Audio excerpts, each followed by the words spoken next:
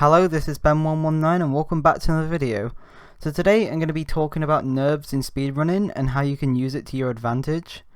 And also I'm going to be relating to Super Mario 64, mainly 120 star and 70 star because they're the categories I run. However, this can tie into like any speed game or any high level video game play. Like it doesn't even have to be speedrunning. But yeah, let's just get into it. So what does being nervous mean? What do I mean by nerves? So when I'm talking about being nervous, I'm kind of relating to the personal best pace feeling. So when you're doing a speed run, you have like your goal time, or you have like a time you want to beat or a time you want to achieve. And when you're going towards that time and you're on a good run, you start to feel nervous. And this can put a lot of people off, and people make loads of mistakes because they're under pressure. And if they die, their whole run's dead. And the main reason speedrunners feel it is because they're excited to PB. So when you get excited, you get nervous, and when you get nervous, you naturally make mistakes and you fail. However, I want to solve this problem today by talking about my experience with it and what you should do. And something else I just want to talk about is being nervous is not something you can control. Like, when you're on personal best pace, if you care about the game, you're automatically just going to get nervous. It's not something you can avoid. However, it's something you can use to your advantage. Because I see people saying they don't like the feeling of being nervous because it puts them off and it's not the same as practice. But the thing is, instead of fearing that, you have to use it to your advantage. So that's what I'm going to be talking about today in detail. So, how do you deal with being nervous on PB pace? Now, some people say what you can do is do easier tricks, or you can have multiple runs, get to that point, and then you'll feel less nervous. Even though these are a few things that do kind of help, I don't think they're real long-term solutions that you can just use your whole time. Because going for easier strats will then mean that you get worse times overall because you're not like playing at your best because you're simplifying certain tricks. And also, if you get all your runs to a certain point to stop feeling nervous, that's just a really poor way of going about it because you're going to have to get even more runs to that point and it's just going to take forever. And you'll just get to a point where you're just bored and you're not enjoying the game. And the reason why you get nervous is because you're excited. Now, being nervous is like a really interesting thing to talk about because you can associate it with a lot of different things. You can associate it with stress, you can associate it with excitement. And for example, if you lose a bunch of time, that turns into stress. If you save a load of time, that turns into excitement. But the thing is, it's the same kind of feeling. And you just have to use it to your advantage. So if you do mess up, instead of getting stressed out and angry, you just gotta realize that you just lost time and just stay focused. I know that can be difficult to do. And the main way of doing that is just experience. Like, the more runs you do and the longer you've been into speedrunning, and you naturally get used to it. Like, that's the thing, a lot of people who don't like this feeling are usually very new to speedrunning and they don't really understand how nerves affect speedrunning because people are used to practicing just like single stars. And then when you do it in a run, it feels very different to practice mode because you have all this pressure, you have all this excitement of PBing, you're afraid of dying, so you probably have a bit of adrenaline. And you know that if you are going to die, then your time has been wasted.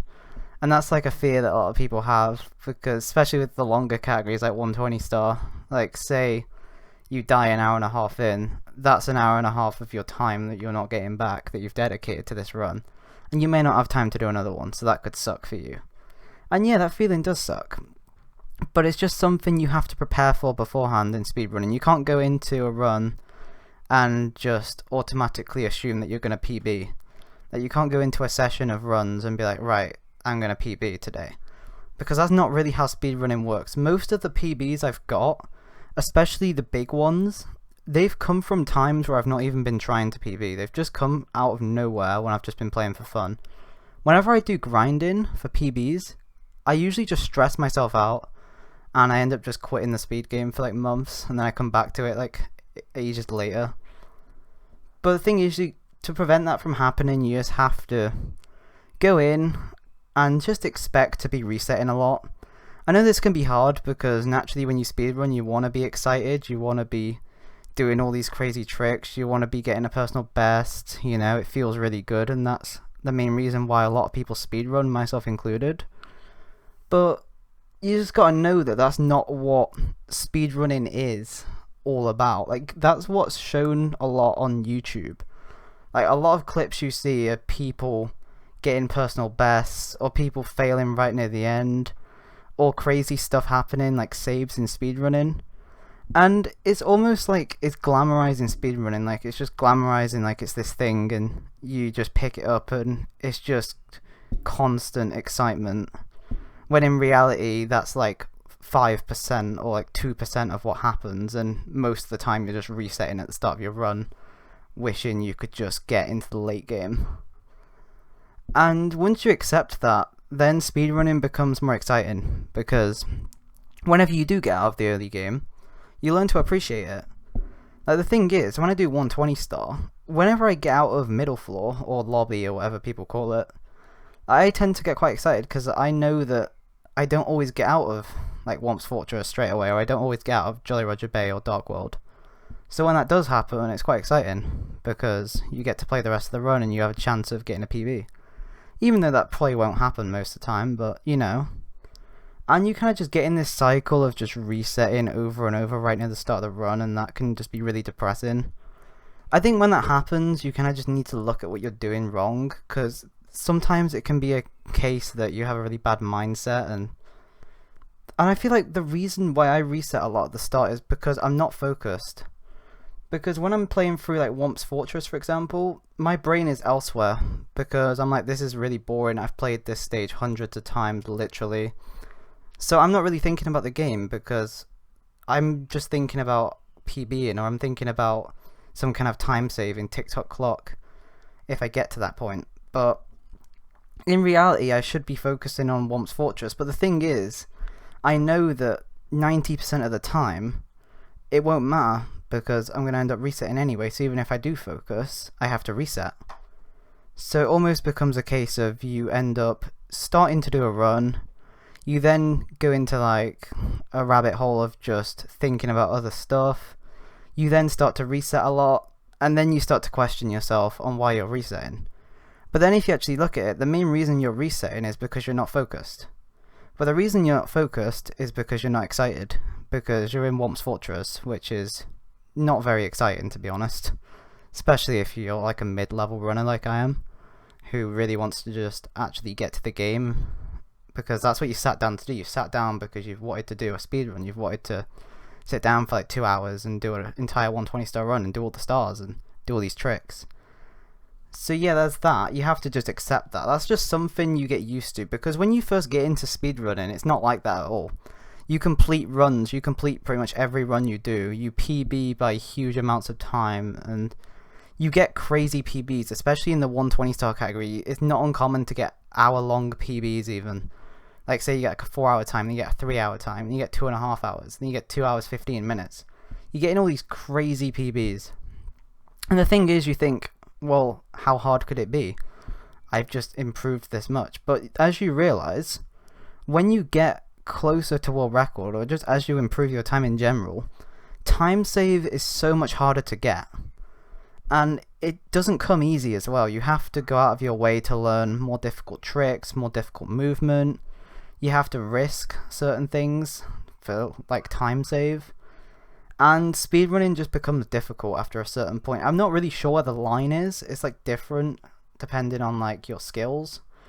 But there's a line somewhere, and once you get past that line, progress just slows down, and speedrunning just turns into like a grind. Like, rather than it being like this really fun thing where you're just speeding through the game, you're just trying to get through perfectly, and then you're trying to get through the next level perfectly, and you care more about perfection than the actual fun part of the run itself, which is just running the game and playing the game as fast as you can, which is why you played in the first place. But now you're more focused on trying to beat your time, which isn't a bad thing, because obviously you want to beat your time to improve. But sometimes you can just lose what's important, and what's important is you're enjoying the game. because that's why you started playing in the first place. But if you lose focus of that, then that can be bad. And back to my point on just dealing with NURBs, you have to see each attempt that gets past like the start of the run as like really exciting. You have to see it as like this really exciting opportunity where you can play the game. You have to think like how lucky you are that you got past that point and that you're able to play the rest of the run. And if you go about it the right way, you can enter a flow state and you can just be constantly engaged with the game. You're like pulling off all these crazy tricks that you've been practicing, you end up getting big PBs, and you know, it becomes really rewarding. And it makes all that time resetting in the start feel worth it, because naturally the more time you reset, the better it feels when you don't have to reset. I know that makes no sense, but it does feel better. It's like weird, because you're so used to just being in the start of the run that when you get out of the start, it's quite surprising at how much you can enjoy it, especially if you're not expecting to get a good run. Like, you can't go in with high expectations because you're just going to disappoint yourself, and then you're just going to question yourself.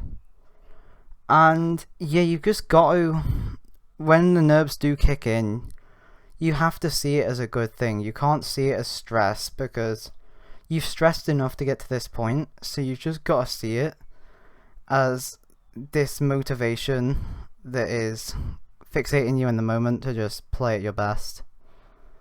And that's the thing, without pressure, I don't think people would be able to play well, because when you have this pressure, like, it actually helps you play better, because like you're focused on the run, your heart is racing, and we all know like when you have adrenaline, it fixates you more in the moment. You're heightened and you're more aware of what's going on. So because you're in that state of like constant engagement, you're able to just focus on what's in front of you rather than overthinking about the run, and you can just focus on the gameplay.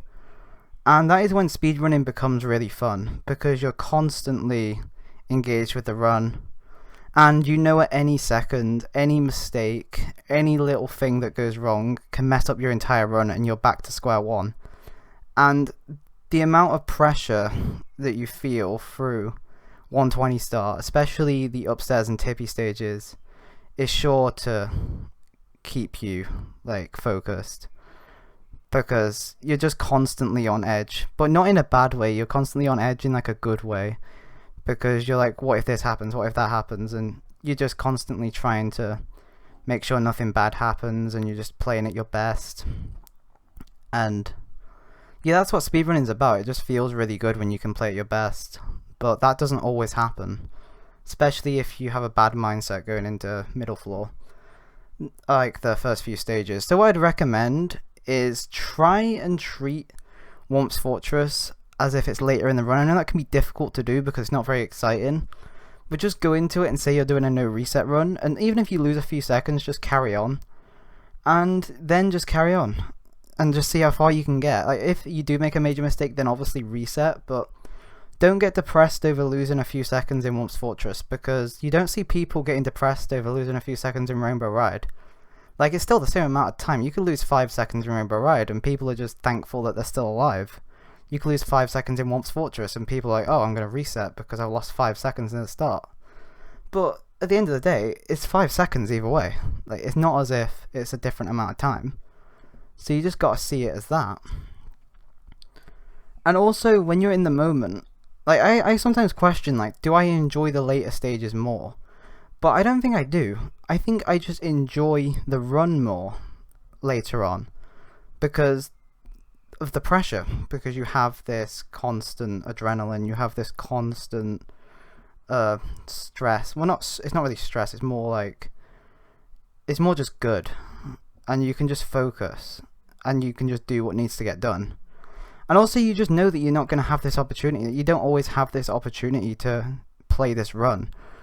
Like, you're going to be resetting a lot, you're not always going to be in upstairs, so when you do get to upstairs, you make the most of it, and you definitely have to just take the, like, everything that you get given with that opportunity to play well.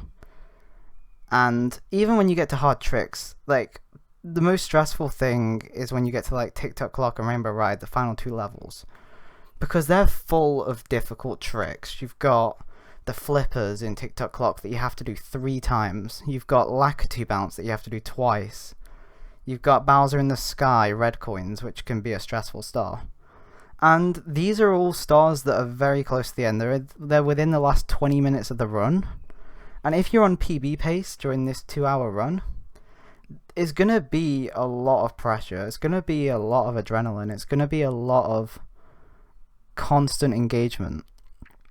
And if you fail, you're naturally just going to be annoyed, because you know that you have to get back to this point. You have to redo all this gameplay. You feel really lucky that you've even got to this point, and you feel like you can't do it again for some reason, even though you can probably beat your time. And that's what puts so much pressure on you. You have this feeling that you can't do it again, because you feel so lucky to get to this point that you think it will never happen again, even though it will. And that's also what makes it so nerve-wracking, because you want to do the best you can, but you don't know if you can do it. And I think that's what makes speedrunning so exciting to do and watch. That it's not just about playing a game fast, it's about being able to maintain that mindset under pressure. And also, whenever mistakes happen, you have to not go insane. Like, it's so easy to just absolutely lose it under that kind of pressure, but you just have to stay calm. Like, say, even if it's something simple like a missed wall kick, or you just get damaged by an enemy, it's really easy to just go off track and to let nerves get the better of you, but you just have to try and stay calm and contain it. And the only way of doing that, in my opinion, is just experience. And you almost do need to fail sometimes. I know I was on about how failing isn't an efficient way to PB, but when you do fail, it teaches you about how important it is not to fail. And you usually won't make the same mistake again, especially if it's like a death in Tippy. You'll make sure to practice whatever you failed on. And the funny thing is, when you do seem to make mistakes, it's usually stuff that you'd never consider. Like, whenever I make mistakes in Tippy, it's usually something really stupid. Like, it's never something that's hard. It's usually a simple jump, or like an enemy knocks me off, or it's like a missed input, like it's a missed angle on the control stick. And that's the thing, it can surprise you out of nowhere. Like, these deaths can just happen out of nowhere. These mistakes can just happen straight out of nowhere. And just knowing that can happen makes it all the while nerve-wracking to do. And because of that, that's why it's so difficult to deal with nerves. But again, you've got to see it as a good thing. The more you see it as stress, the more you'll just fail. Because when you get stressed out, you overthink everything, and you're more just thinking about what's going wrong rather than what I can do right now to be good. But when you put pressure on yourself, you kind of do have to put a bit of pressure on yourself. You have to be like, right, I really want a PB. Now, the only problem is, if you don't PB, this can really suck. But again, you've got to deal with being able to not PB as well, because you've got to get used to the fact that you're not always going to win. The thing is, when you first start speedrunning, you PB most of your runs, so you get into the mindset that PBing is easy, and it's this thing that always happens to you, and it's just something you can easily do. But the real thing is, that's not the case. PBing is usually difficult, and it's few and far between when you get to the higher level of gameplay. And you'll learn that PBing is just not as easy as you think it is. Like, there's been so many barriers that I've been like, oh, this is going to be easy, and then it's been way more difficult than I thought. And that's the thing, you can have like your mind can play tricks on you, and how easy or hard a goal is. You can compare like what other speedrunners have achieved with certain strats. You can question like, oh, why aren't I good enough? Like, why has this person achieved this? Why haven't I achieved this? And that's the thing, you shouldn't ever compare yourself to other runners. It's always good to watch people around your skill level to get inspiration for like strats and movement. But I don't think you should ever compare your fails and your overall gameplay to them, because there's probably loads of fails they've had that you don't realise they've even had. And yeah, that can play an effect. And something else is, you just have to stay positive. You can't get stressed because that just leads to another thing that leads to another thing, and before you know it, you're just making loads of mistakes. And even when you do make a mistake, you have to be good at backups, so you have to stay as calm as you can and just back it up well. And you kind of have to practice backups, because if you don't, you'll end up just freaking out in a bad way, and you'll just not know what to do, and you'll probably make some other mistake and you'll lose the entire run. But if you practice and prepare for things when they go wrong, then, you know, that can be good, because then you can just fix it when it goes wrong. And again, speedrunning is just a really difficult thing as well. It's not something that I think you should just do for the thrill of it. Because the thing is, there's been speed games that I've got into purely because I enjoy the thrill of PBing in that game. Like Mario Odyssey, for example. I got a 107 in that game, it felt really good. But to be completely honest, I don't really care that much about the game. I just cared about getting a good time in that game. Well, it was a kind of good time at the time, but I just cared about like the numbers and stuff. I didn't really care about the actual practice or the actual flow state of being in that moment of playing, which feels good, which you can get from games that you really have a passion for. I didn't care for practice, I just kind of wanted to get good quick. And once I got to that point, I was finding it really hard to PB past that point, and I couldn't. And it's just because I didn't have the passion for it. And that's the thing with some games. You can sometimes just play games for the sake of wanting to get a certain time to kind of prove yourself. You kind of want to be like, oh, I got this time in this game. Which you can do if you want, but I wouldn't go too far with it, because it can just be a real pain. And you shouldn't just run a game for the sake of getting a certain time. There needs to be more to it than that. Like, I run Mario 64 because it's my favourite game of all time. It's my childhood favourite game. I love the way the movement feels. I love the way the camera controls. There's so many different categories you can run. There's so many strats. There's just so much you can do with the game. And it's a game I do get bored of from time to time, but I can always just come back to it with like a fresh mindset, and I can then play it again. But with certain games, like, you can get into them, but it's okay to like leave that game like once you start getting bored, because at the end of the day, it's just a hobby that you're just doing for fun. Like, you might stream and make money, but you can always just change up what you're doing. It's not as if you have to stay at the top of your game, and you're probably only going to be at the top of a game if you're really passionate about that game. If you're not passionate about the game, you're not going to get world record. Like, that's just truth. Because you'll be lacking the motivation, you'll lack the discipline, and you ultimately just won't get it. Because someone else who has more of a passion for that game, they may put less time than you into it. They just may enjoy the game more and be more skilled at that set game, so they'll just beat you naturally. And yeah, that's the thing. You're not always just going to be the best at a certain game. So you shouldn't speedrun for the sake of trying to get a certain time to impress people, because it's a really pointless thing to do, in my opinion. Another thing I want to talk about is staying positive. So I kind of just glamorize that before in a section, saying, oh, you got to stay positive. But how exactly do you stay positive when your run's falling apart almost 2 hours in?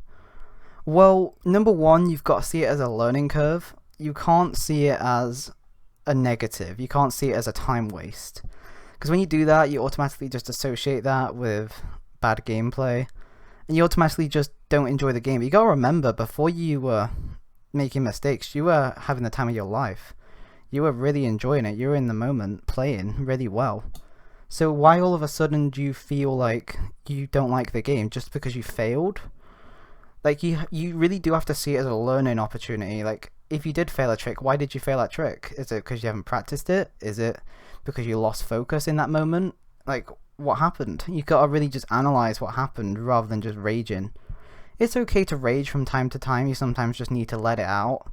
But at the same time, you shouldn't hold on to it, because it just makes things worse. Especially when you like blame things that weren't even that fault. You really just have to be honest with yourself sometimes when you make mistakes, and just own up to things. Or if you don't practice a certain trick and then you like fail it, you just need to expect to Like, other thing is, you can't just not practice something and then get annoyed when you fail it. And I feel like one of the worst things in speedrunning, and one of the worst things and hardest things to stay positive about, is when you practice something for hours on end, and then you fail it in a run. Because it feels like all the time and effort you put in means nothing. And it feels like all the practice you've done, all the hard work you put in means nothing, because you've got to this point, like, you've been practicing for this moment, and then you've just messed it up. So it almost feels like what you're doing is a time waste. And that's the thing, when you die and lose runs, you feel like you've wasted a lot of time, because it's like quite a big amount of time. And you're like, why am I even doing this? Why am I even bothering with this game? Like, I just lost all this time. This means nothing. I thought I was going to improve my time, but this means nothing. And you just have all these negative emotions.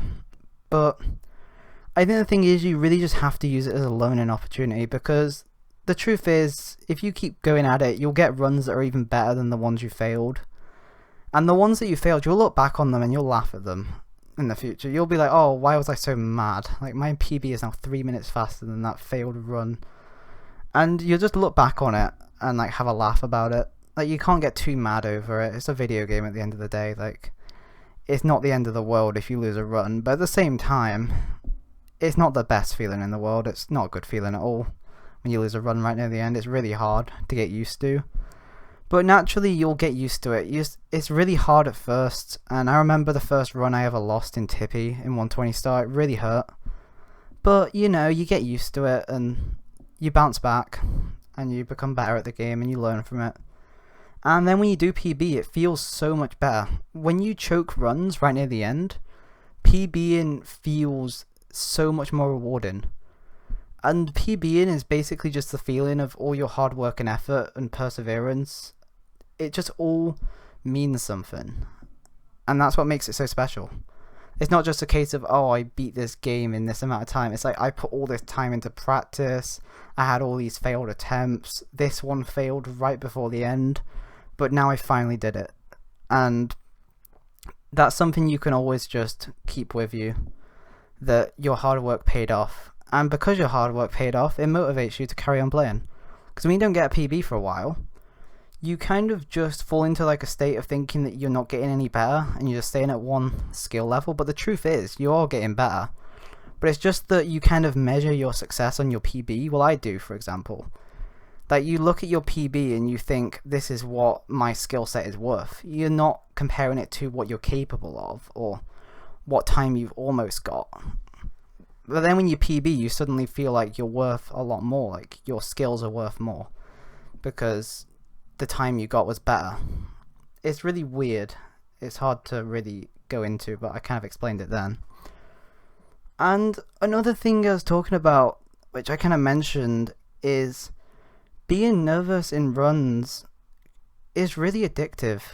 That's the thing. When you get into that flow state, when you get into that adrenaline rush of playing, that feeling becomes extremely addictive, because you are constantly in that moment, you're constantly playing, you constantly don't want to die, and your heart is racing, and you know you're gonna like beat your best time by like a minute. And that's almost what becomes addictive and what gets me interested in speedrunning almost. And probably for a lot of people as well. So when you're just resetting at the start, you get bored. Because you're like, I want to be in the late game, I want to be playing in Rainbow Ride with all this adrenaline, I want to be doing all these crazy jumps and getting like PBs, but instead I'm just in Womp's Fortress. And you know, that can be annoying. But you gotta find ways to make the early game more manageable if that's the case. And also you just gotta enjoy the late game, like I said. You gotta really enjoy that feeling. And, you know, speedrunning, as exhilarating as it is, I actually find it really relaxing for some reason. Like, whenever I'm on good pace, people seem to think that being on good pace is really nerve-wracking and it's like really scary and you're constantly trying not to lose the run. But I almost find it the opposite. I actually find the fact that I'm fully focused on the game is like a really good thing, and I find it really relaxing that I can just focus on one thing. I feel on edge when I'm in like Womp's Fortress, because I know that I could just reset at any point, and I just know that this run probably won't even make it very far, and that's like the bad thing. But then once you get onto like a good pace, you can just fully engage in the game, fully focus on the game. You can fully play at your best, and that's where speedrunning really just does it for me, and for a lot of other people. Like, that's what speedrunning's about. It's about playing at your best and just enjoying the run. And that's like my way of enjoying the run, is just being in that constant moment of gameplay and excitement. And yeah, I know when that only happens, that doesn't happen very often as well, because especially when you get better, getting a PB is not something that commonly happens every day or every session. That's something that's quite rare, so when it does happen, it's something to really take advantage of. But at the same time, you can't play for that reason. Like, as good as it feels, as exciting as it is, as much as you may love it, that is not enough to get you good at a game. And if that's the only reason you speedrun, then you'll burn out eventually, because you'll stop feeling that, and you'll start to just get disappointed. Like, if you constantly play a game because you want to feel the thrill of going really fast, or you want to PB, or you want to feel good, you're playing for the wrong reason. And the main way you feel that is by being passionate about the game, because if you're passionate, you'll constantly practice, you'll put in time, you'll put in effort, and then you'll naturally PB, you'll naturally get really good, you'll naturally get these crazy runs. If you're constantly grinding, it's not going to happen as much, because you're putting so much pressure on yourself to play well that you can't play well, because you're almost just getting stressed out when you're not playing well, and that just affects your mental health. But I find most of my really insane runs come from when I've not been playing the game for a while, or when I just come back to do a practice run. I end up getting like crazy good runs. I've even got PBs in the past where I've just done a run out of nowhere, PB'd by like a minute, and it's felt amazing because I wasn't expecting it. But the thing is, I guess at world record level you do have to grind a lot, you have to play a lot, but at like mid-level I feel like constantly grinding is not the way to improve. I feel like the way to improve is 50% practice, 50% attempts. Just do practice, do attempts. Also, don't prioritize the early game too much, because even though saving time at the start is important, it doesn't matter at the end of the day if you lose like 5 or 10 seconds, because you can make that up later on, and most of your time save will most likely be in the later levels. So as long as you can get to that point, you'll be able to save that time, hopefully. And plus, no one wants to be stuck in the early game, because the early game's boring. Like, early game just sucks. Wait, we can all admit that. Early game sucks in any game. Especially games like Ocarina of Time and Majora's Mask that have like long intros. Like, I've recently just done a run of Majora's Mask, and Jesus Christ, the pacing's all over the place. Like, the first 20 minutes of the category is so boring. It's just running against like cutscenes, skipping through cutscenes, going to another cutscene, waiting outside the clock tower, and then like 25 minutes in, it's quite fun, you know? You get to go to Great Bay, you unlock the Zora Mask, you then hover through a fairy fountain. You got like some hovering tricks, you know? There's like some glitches. But the thing is, there's so much text in Majora's Mask. And I feel like it breaks the pacing, and it breaks the tension, like, because sometimes you're doing temples, or you're doing skips, or you're doing glitches that need a lot of focus, and it needs a lot of engagement, and then you got other times where you just start skipping through cutscenes. And the thing is, the pacing is not consistent. Like, some periods of the run go so long of constant gameplay and constant concentration, and then you've got other periods where you're sat there doing nothing for several minutes. And I mean nothing. Like the moon cutscenes, 3 minutes of doing nothing. Well, it's like 6 minutes, but 3 of it's like mashing. That's pretty much doing nothing. With a game like Mario 64 though, the engagement is constant. You never really get a break with Mario 64 as well. That's another reason it's such an exhilarating game to speedrun. Unlike Zelda, where you sometimes get cutscenes to calm down, or you may even get toilet breaks, there's no time to go to the toilet. You get about 9 to 10 seconds in between each star, and during that time, you're mainly just trying not to lose your sanity. And that's what makes it so difficult. There's not really a major point where you can have a break. You're constantly just in the moment of the run. And even though you do get like a few seconds to maybe like have a drink of water, or to like readjust your posture, or to put your controller down to wipe your hands, you don't really get like a break. There's no like 5-minute portions of the run or 3-minute portions of the run where you're doing nothing. But yeah, there's certain stages that are easier than others that take less focus, but again, that can sometimes even trip you up because you might go into a certain level thinking, oh, this is going to be nice and chill, I can just play for a few minutes without thinking. And then you end up making a mistake and then you just stress yourself out. So you really just have to be on top of the game the whole time, and you really just have to be fully focusing on what you're doing. I think another thing as well that can spike your nerves is when you attempt a hard trick and get it. Now when you fail a hard trick, it sucks. When you get a hard trick, it feels great. And also, it just gives you a lot of excitement as well, because you nail like a really hard trick first try, and it's like, oh my god, that felt really good, I need to make sure not to choke this run now because I got this trick first try. And that can also make you more nervous. Like for example, Hazy Maze Cave backwards long jump on 100 coin star. I wouldn't say it's an extremely difficult trick, but it's a trick that I don't always get first try. So whenever I do get it first try, it's always quite exciting. It's like, nice, I need to make sure not to ruin the rest of the run now because I got this first try. And it's like these little tricks that have that pressure around it that kind of helps. Or like Pillarless in Shifting Sandland. That's always like a trick that, even though I can do it fairly consistently, it's always a trick that you tend to feel quite a bit of pressure towards it. And the most pressuring trick is probably like Lakitu Bounce, because it's on the final stage. Oh, it's on Rainbow Road. Rainbow Ride even. So Lakitu Bounce is it's not an extremely hard trick, but it's a trick you have to do twice. It's a trick that can sometimes be messed up due to RNG.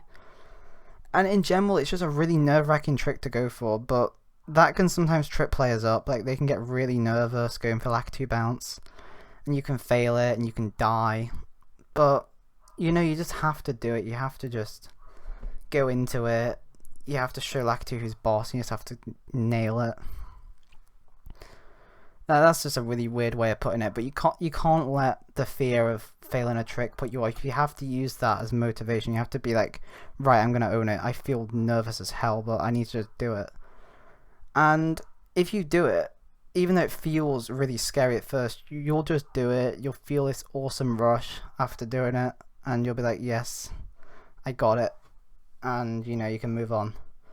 If you don't go for it, you'll probably regret it because you'll lose time. You'll probably have to do some kind of alternate strat that's slower. And the thing is, you might even fail the alternate strat or movement because you might not be used to it. And I just think it's not a good thing to get into the habit of doing. It's kind of like backing down. Like, you need to get used to those scary moments, those intense moments of having to do a hard trick under pressure. Because if you don't get used to that, you'll constantly find ways of going through the game in a suboptimal way, and you don't want that. You want to be able to go through with all the tricks you practiced and all the tricks you said you were going to do, and you can't let your nerves take control of what you do and don't do in runs. Like, it's okay to maybe back out of like a tiny little time save if it means not losing a minute PB pace, but if a trick saves more than 10 seconds, you should always just do it no matter what. Even if your consistency's been a little off, just go for it. Part of it, the fun, is just not knowing whether you'll get it or not. And that can just make it even better when you get it. Because it's like, nice, I got it. And again, when you fail runs near the end, you have this appreciation for runs that get to the end. Because you understand how valuable this run is. You understand that at any moment in time, this can just fall apart. The whole run can just die. And I think once you understand that, and once you understand how easily things can go wrong and how quickly things can escalate, it really gives you a new appreciation for the run that you're doing in the game, and you tend to just play better in general. Like, that's just coming from experience from someone who's lost 120 star runs near the end. It doesn't feel good. So you do everything in your power to make that not happen, because you understand how bad it feels. It's like learning from experience. Like, when you do something that feels really bad or something that has bad consequences, you don't do it again naturally, because you know how bad that will feel, so you naturally just don't do it again. Same with speedrunning. You associate that feeling of failure as something you like don't want to ever feel again, so you do everything you can to prevent that from happening. That's kind of just human instinct though.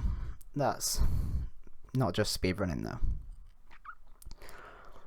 And yeah, I think PBing as well is something I can talk about. Is PBing is addictive. PBing is like the driving force for speedrunning. It's what drives most people to improve at a game. And it's what keeps competition alive. It's what keeps speed games fun.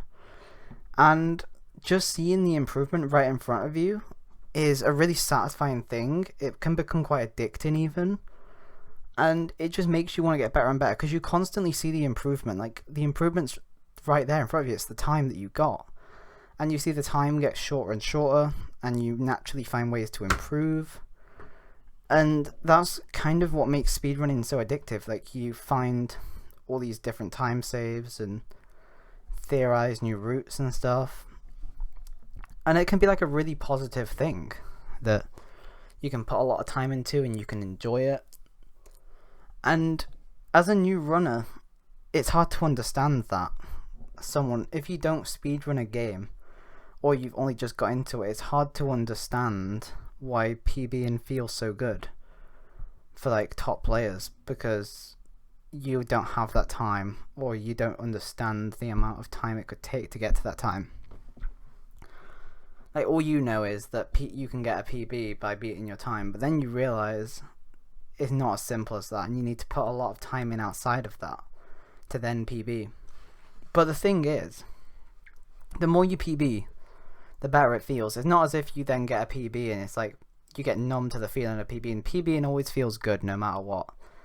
Like, even if it's only by a few seconds, the big PBs always feel the best because you know they're few and far between and they don't happen very often.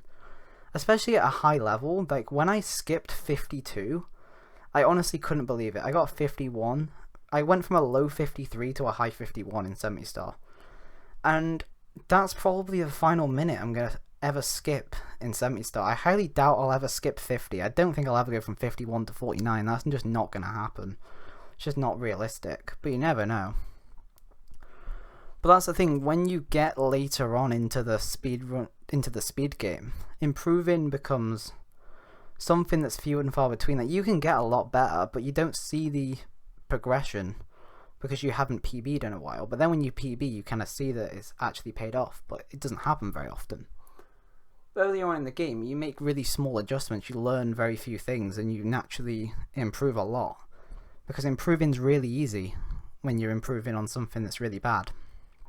But then when you get to something that's really good, it's really hard to improve on it. Even if you think you can do a lot better, that's usually your mind lying, because you say in your mind that, oh, I can easily save this, I can easily do this and that, and I can easily get this time. But you gotta consider all the human mistakes you'll make, because obviously we're human beings, we're not robots. We will make loads of mistakes in a 2-hour run. We'll lose multiple minutes to little things here and there. That's just naturally gonna happen. That's just something you need to get used to, because you're not a robot. And even top players make stupid mistakes. Like, even in like 16-star runs, you see little things that are really stupid that happen. Like, it might be like a missed ground pound, or a BLJ that wasn't quite perfect, or just something stupid, or like pressing A too early on a menu. It's really small things like that that can go wrong. And that's the thing, when you speedrun, you don't really look at these things as big things, but the further you get with speedrun as well, you tend to value small time saves more, because you understand that it all adds up over time.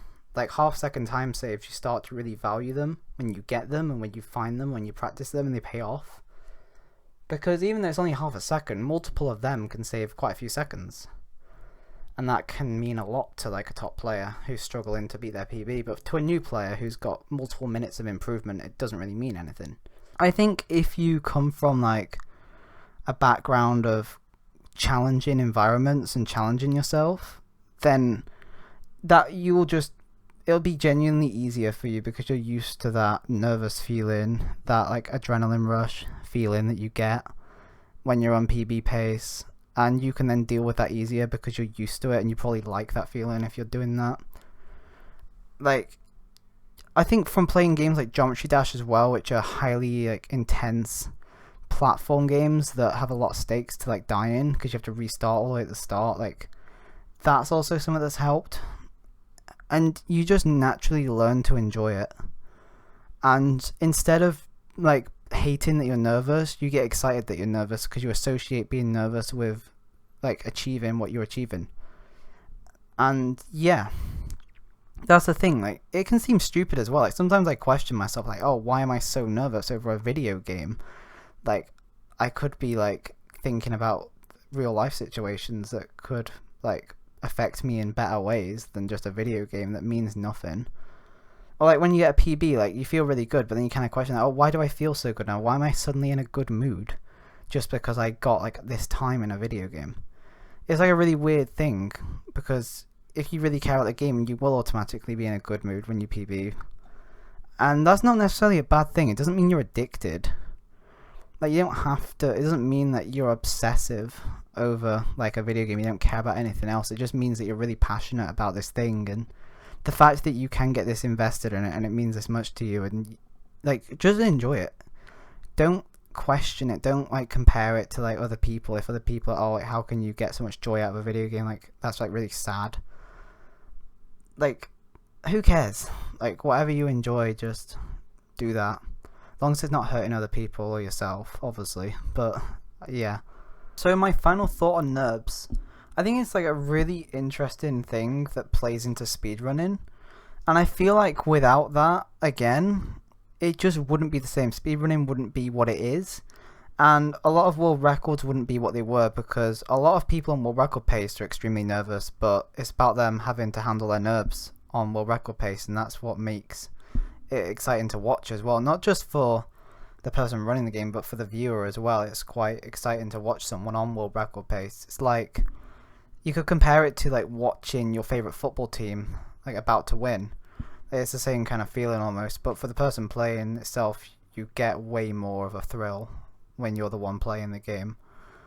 And yeah, that's quite an interesting thing to think about, like NURBS and speedrunning, and how it can play into different factors and different mindsets you can go about. But yeah, I'm gonna leave this to the comment section, so if anyone else wants to talk about this topic, please leave a comment and I'll be happy to respond.